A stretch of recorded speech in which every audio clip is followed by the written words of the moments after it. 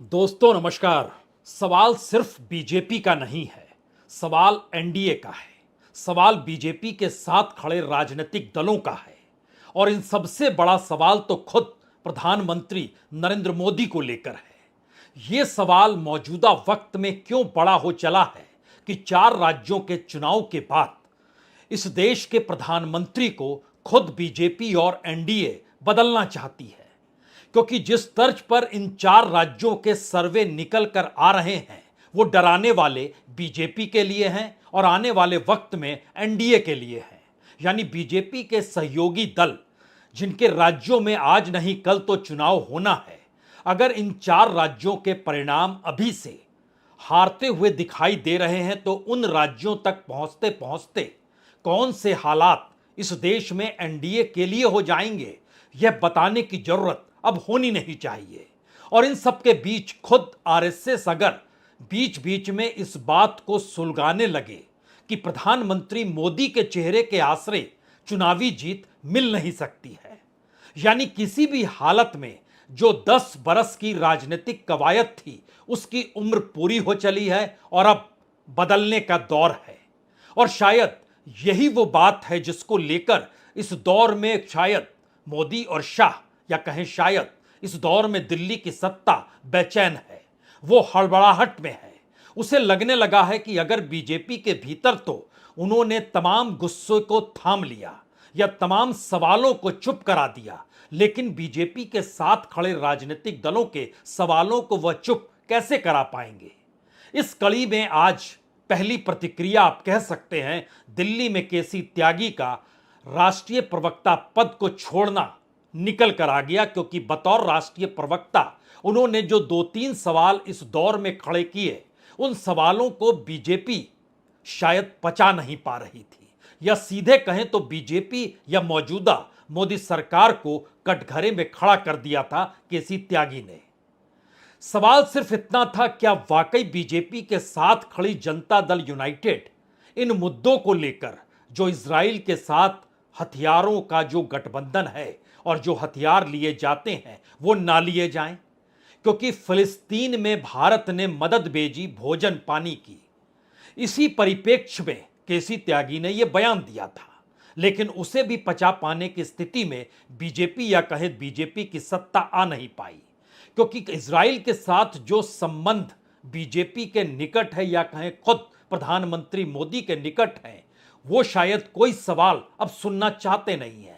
लेकिन यह तो एक सिर्फ हिस्सा है। बड़ा सवाल यह है कि पूरी प्रक्रिया के भीतर धीरे धीरे ये बात बड़ी होती चली जा रही है कि किसी भी हालत में 4 राज्यों में अगर एक भी राज्य बीजेपी जीत नहीं पाती है, फिलहाल झारखंड में उसकी सरकार नहीं है, फिलहाल जम्मू कश्मीर में उसकी सरकार नहीं है, फिलहाल हरियाणा में उसकी सरकार है, फिलहाल महाराष्ट्र में उसके द्वारा निर्माण की गई सरकार है, यानी चुनावी जीत के बाद सरकार नहीं बनी थी। महाराष्ट्र की राजनीति में बीजेपी ने अपने तरीके से मिशन या कहें लोटस फार्मूला जो अपनाया उसमें शिवसेना टूटी, एनसीपी टूटी।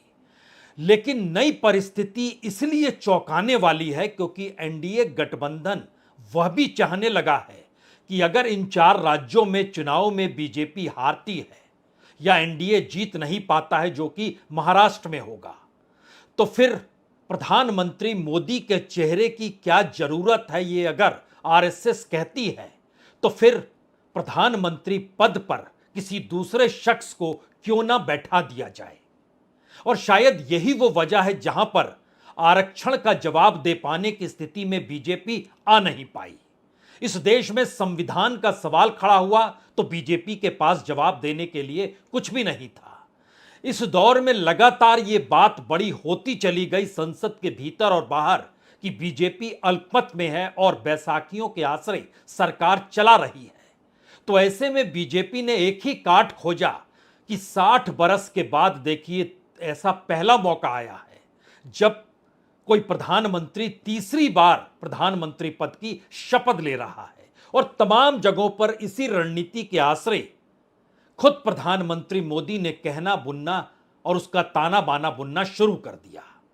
लेकिन एनडीए के भीतर का सवाल था कि वह तो पुरानी बात है, नई परिस्थिति में अगर राज्य दर राज्य आप चुनाव हारते चले जाएंगे तो फिर बीजेपी ही अगुवाई करे, लेकिन कोई नेता तो दूसरा हो जिसके सामने स्पष्ट विजन हो, जो बताने की तैयारी के साथ मैदान में कूदे कि आरक्षण की काट क्या है।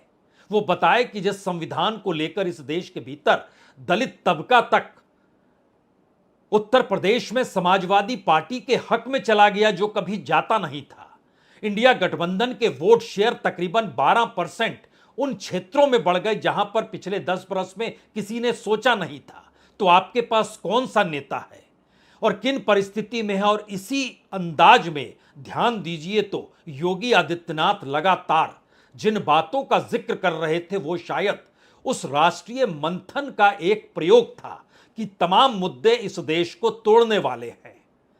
तो एक तरफ प्रधानमंत्री मोदी, दूसरी तरफ योगी आदित्यनाथ और तीसरी तरफ प्रधानमंत्री मोदी के साथ खड़े हुए दिल्ली में अमित शाह।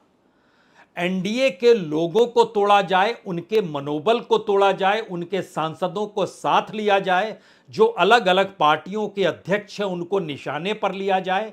और इसी कड़ी में अजीत पवार अगर महाराष्ट्र में निशाने पर आए, जो डिप्टी सीएम हैं, बीजेपी के सहयोग से बने हैं, तो दूसरी तरफ बिहार के मुख्यमंत्री नीतीश कुमार भी निशाने पर हैं, जो कि बीजेपी के सहयोग से ही मुख्यमंत्री बने हैं।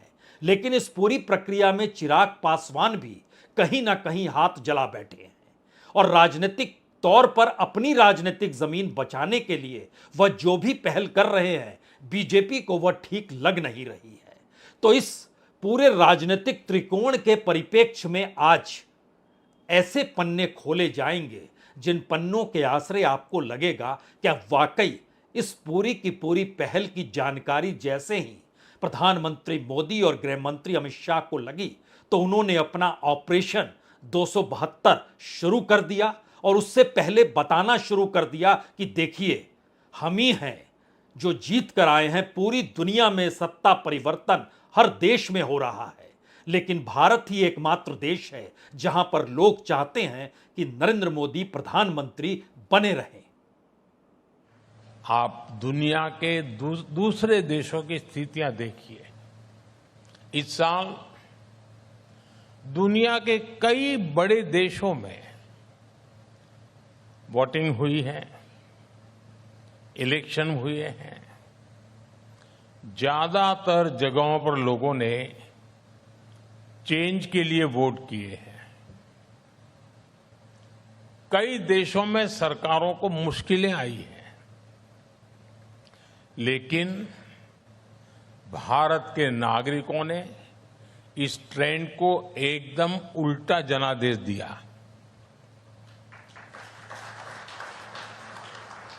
भारत के वोटर्स ने 60 साल बाद किसी सरकार की हैट्रिक लगवाई है।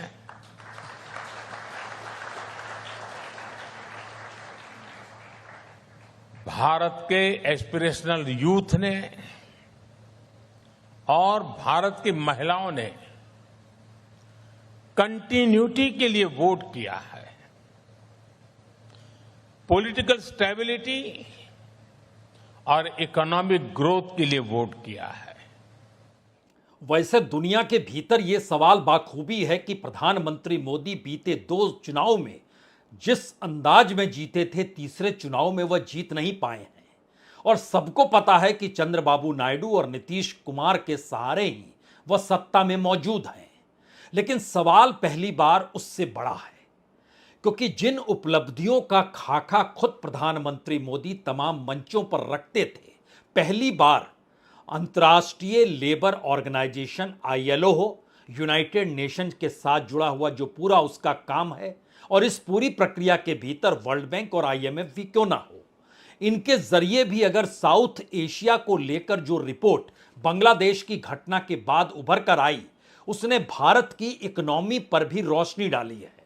और वो बहुत साफ बताती है कि समूचे साउथ एशिया में जितनी बड़ी तादाद में बेरोजगारी है, जिस तरीके से मैन्युफैक्चरिंग सेक्टर नेगेटिव में जा रहा है या लगातार कमजोर हो रहा है, जिस तरीके से टेक्नोलॉजी ने मजदूरों की जगह लेनी शुरू कर दी है, जिस तरीके से अंतर्राष्ट्रीय पूंजी बाजारों में लगती है, लेकिन लेबर की तादाद बढ़ा पाने की स्थिति में पूरा साउथ एशिया नहीं है, उसमें भारत अव्वल नंबर पर है। बांग्लादेश के भीतर अगर 16%, चाइना के भीतर अगर 16% यूथ अनएम्प्लॉयमेंट है, तो भारत के लिए भी 16% का ही अनएम्प्लॉयमेंट का पूरा रेशियो है। जो गरीबी की स्थिति और भूख की स्थिति है, उसमें भी भारत साउथ एशिया में शायद सबसे बड़े देश के तौर पर मौजूद है।